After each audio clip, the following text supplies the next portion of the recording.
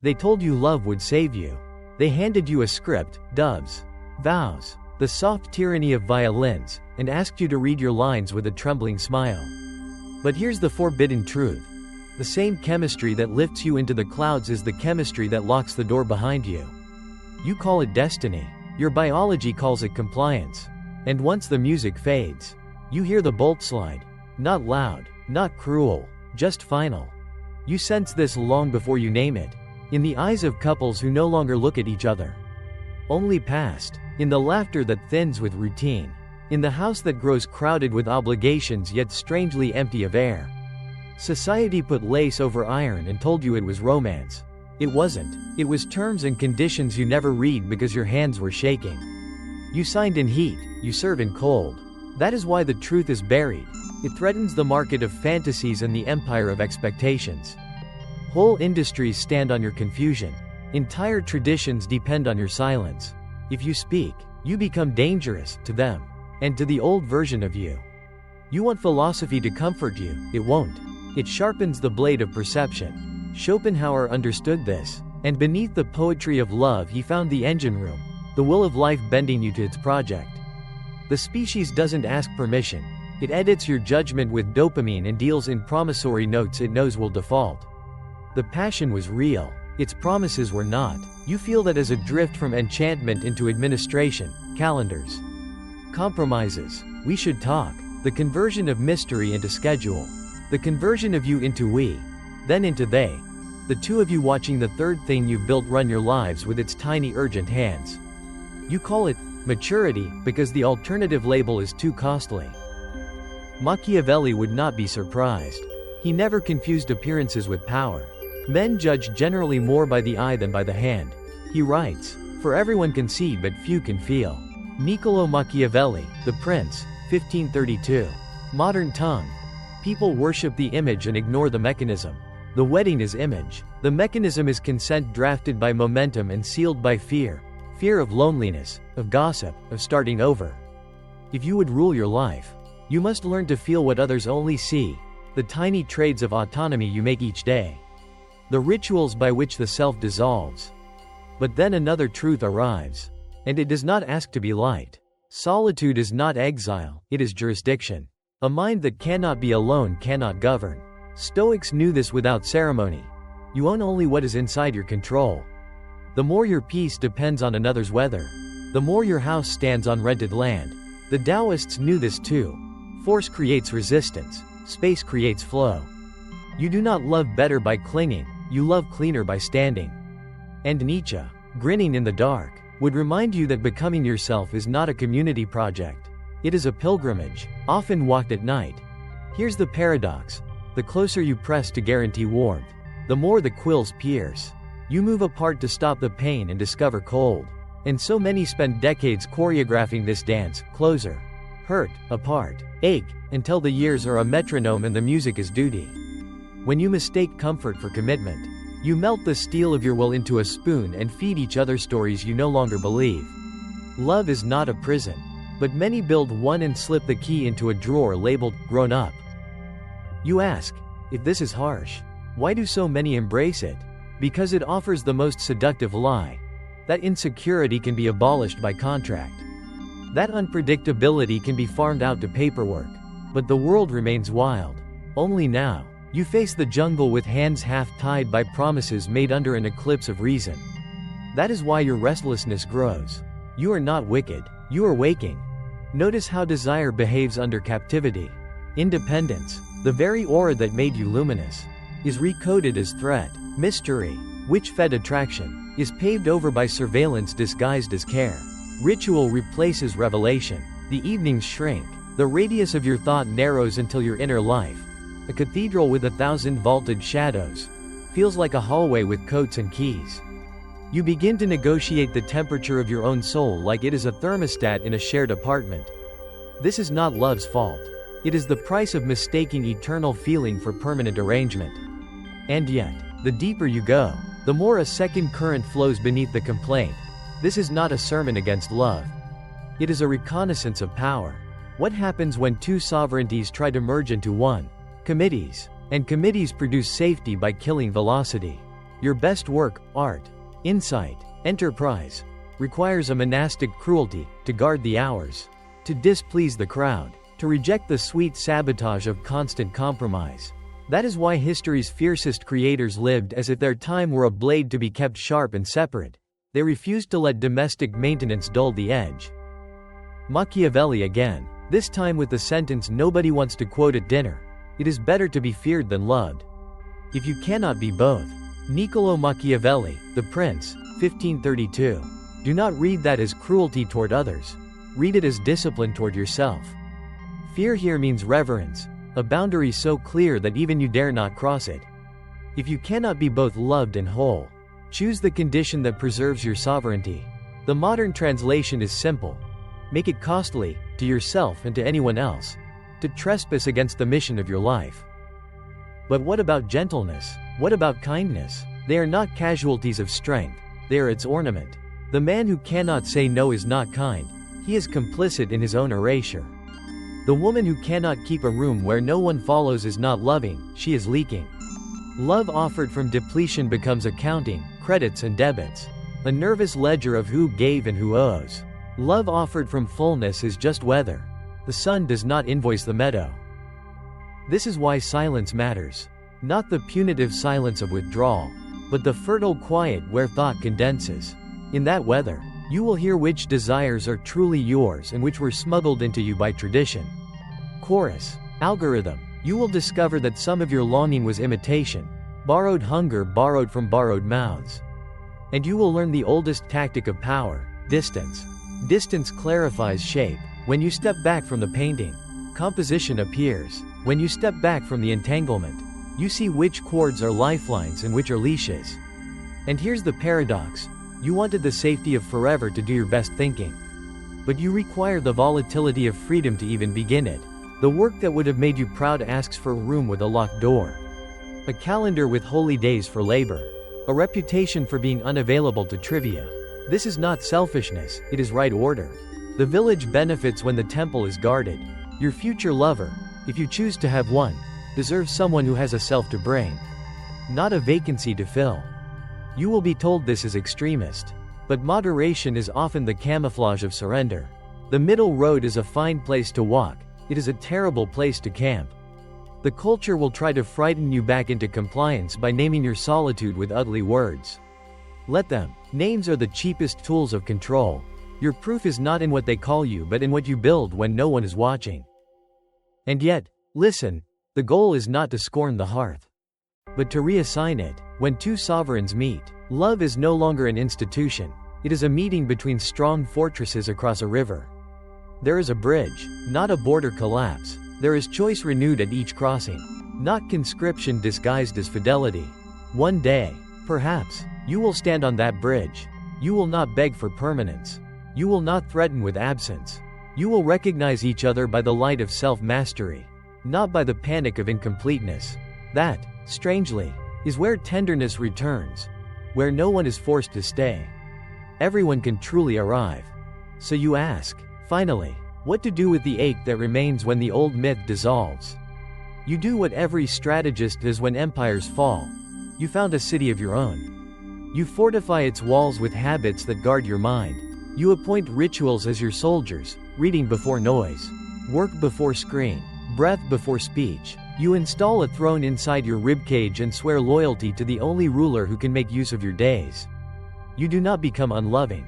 You become ungoverned by need. And if they say this unsettles them, you will answer with calm, good. Buildings that tremble were not sound. Lives that unravel under truth were not woven tightly.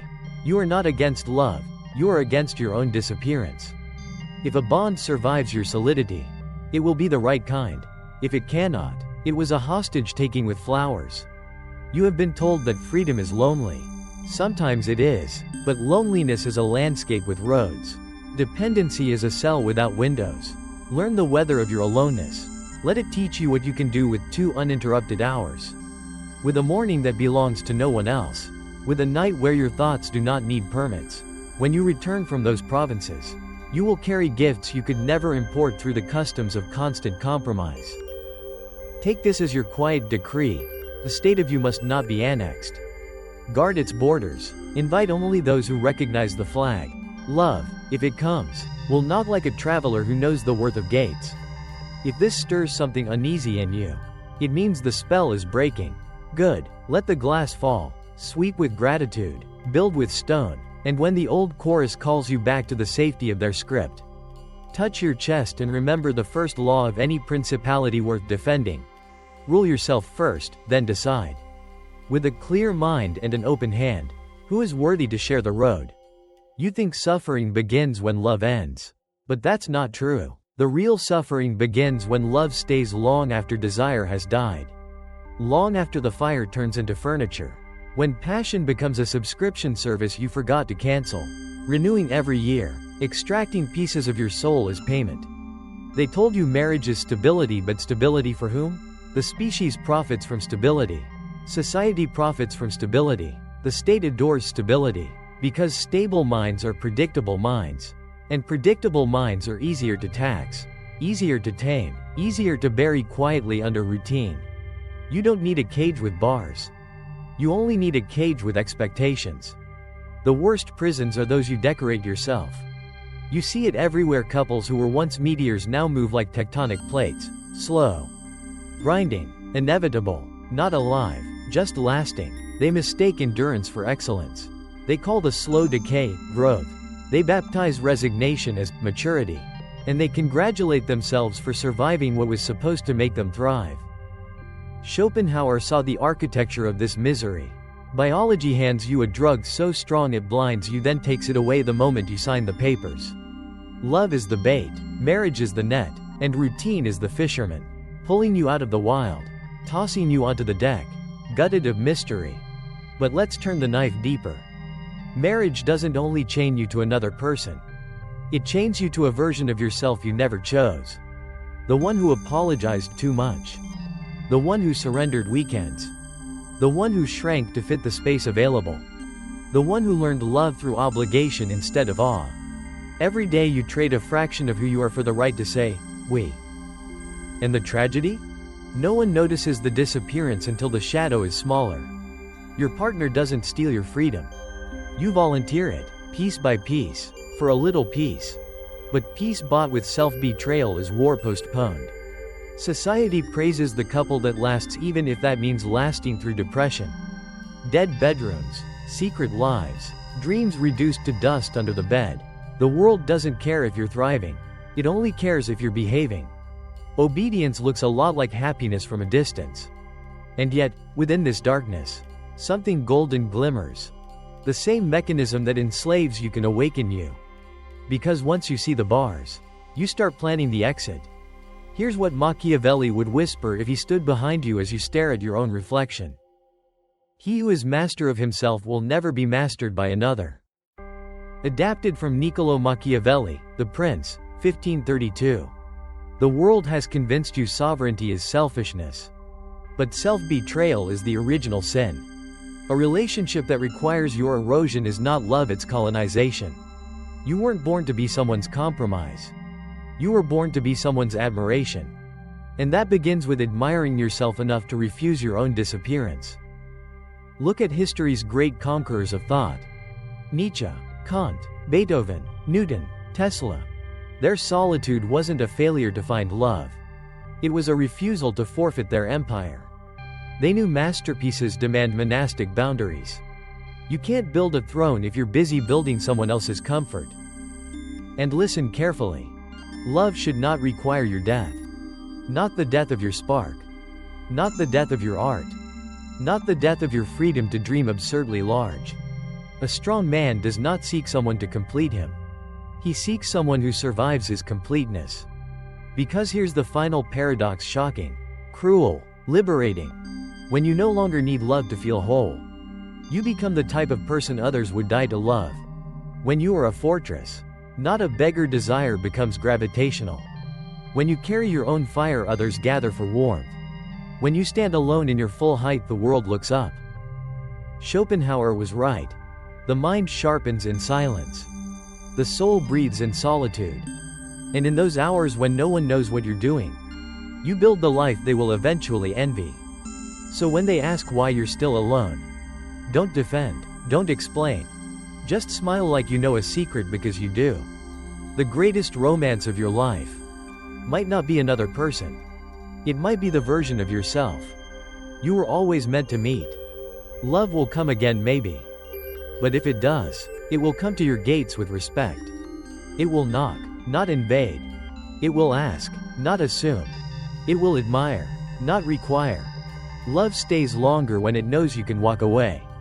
So if the world calls you lonely, let them. They are projecting their fear onto your freedom. You, on the other hand, you are not anti-love. You are anti-smallness.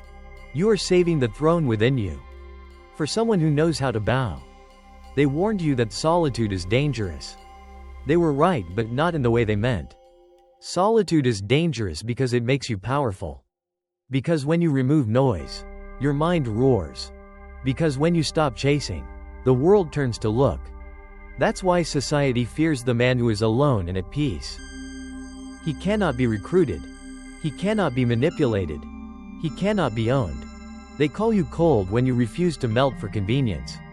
They call you distant when you refuse to kneel for acceptance. They call you selfish when you finally protect the self you spent years sacrificing.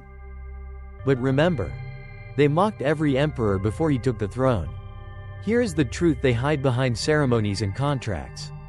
The greatest power a human can possess is the ability to walk away without trembling.